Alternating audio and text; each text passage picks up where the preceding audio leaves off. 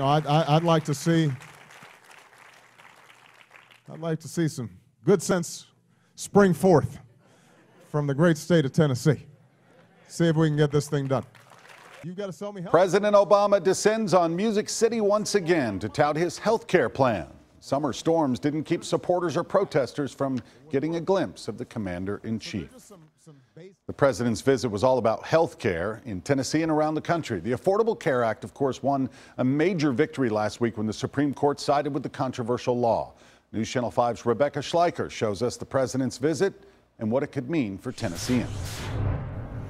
It's the most hotly contested piece of legislation of Obama's presidency and a big part of the legacy he hopes to leave behind.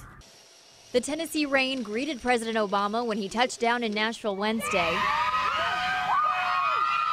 And onlookers cheered as his motorcade made its way to Taylor Stratton Elementary in Madison. Speaking to a pre-selected crowd, he said the Affordable Care Act should not be about politics at all. There's something more important at stake.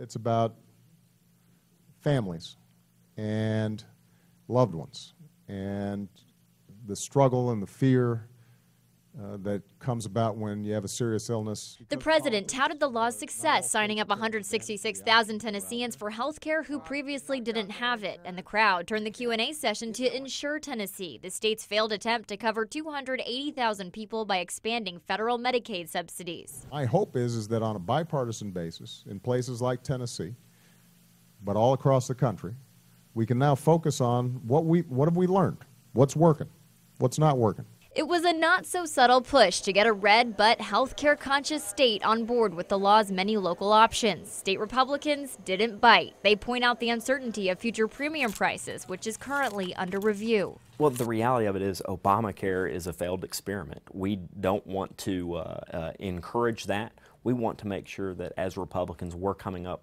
with solutions that actually work for Americans and Tennesseans. While the subject was serious, the president also kept it light, breaking out in song when one man asked a question, his name? Davy Crockett. And for the kids returning in the fall, graffiti left by the president himself that reads, "Dream big dreams." Republicans say they're already looking forward to the next election where they could possibly get a Republican in office who might be able to help repeal the health care law. In the newsroom, Rebecca Schleicher, News Channel 5 HD.